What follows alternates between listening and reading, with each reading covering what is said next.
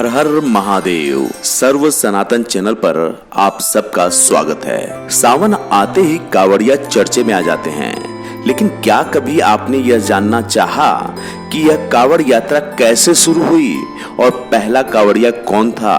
तो आइए जानते हैं। सावन का महीना शुरू हो गया है और इसके साथ ही केसरिया कपड़े पहने शिव भक्तों के जत्थे गंगा का पवित्र जल शिवलिंग पर चढ़ाने निकल पड़े हैं। ये जत्थे, जिन्हें हम कावड़िया के नाम से जानते हैं, उत्तर भारत में सावन का महीना शुरू होते ही सड़कों पर दिखाई देने लगते हैं। पिछले 2 दशकों से कावड़ यात्रा की लोकप्रियता बढ़ी है और अब समाज का उच्च एवं शिक्षित वर्ग भी कावड़ यात्रा में शामिल होने लगा है। लेकिन क्या आप जानते हैं कावड़ यात्रा का इतिहास क्या है? सबसे पहले कावड़िया कौन थे? इसे लेकर अलग अलग क्षेत्रों में अलग अलग मान्यता है। तो आइए अब स्टोरी शुरू करते हैं। भगवान परशुराम ने अपने आराध्य देव शिव के नियमित पूजन के लिए पूरा महादेव में मंदिर की स्थापना कर कावड़ में गंगा जल से पूजन कर कावड़ परंपरा शुरुआत की, जो आज भी देश भर में काफी प्रचलित है। कावड़ की परंपरा चलाने वाले भगवान परशुराम की पूजा भी श्रावण मास में ही की जानी चाहिए। भगवान परशुराम सावन मास के प्रत्येक सोमवार को कावड़ में जल लेकर जाकर शिव की पूजा अर्चना करते थे।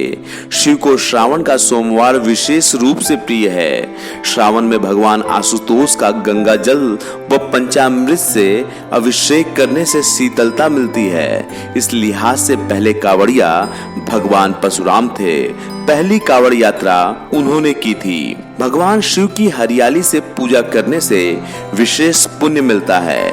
खासतौर पर श्रावण मास के सोमवार को शिव का पूजन बेलपत्र, भांग, धतूरे, दुर्वाकुर, आखे के पुष्प और लाल कनेर के पुष्पों से पूजन करने का प्रावधान है। इसके अलावा 5 तरह के जो अमृत बताए गए हैं, उसमें दूध, दही, शहद, घी, शर्करा को मिलाकर बनाए गए पंचामृत से भगवान आशुतोष की पूजा कल्याणकारी होती है। भगवान शिव को बेलपत्र चढ़ाने के लिए 1 दिन पूर्व सायंकाल से पहले तोड़कर रखना चाहिए।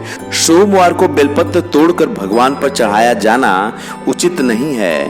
भगवान आशुतोष के साथ शिव परिवार, नंदी व भगवान परशुराम की भी श्रावण मास में ही पूजा लाभकारी होती है। शिव की पूजा से पहले नंदी व परशुराम की पूजा की जानी चाहिए। शिव का जलाभिषेक नियमित रूप से करने से वैभव और सुख समृद्धि की प्राप्ति होती है। कुछ मान्यताओं के अनुसार समुद्र मंथन से निकले हलाहल के प्रभावों को दूर करने के लिए देवताओं ने शिव पर पवित्र नदियों का शीतल जल चढ़ाया था। सभी देवता शिव जी पर गंगा जी से जल लाकर अर्पित करने लगे।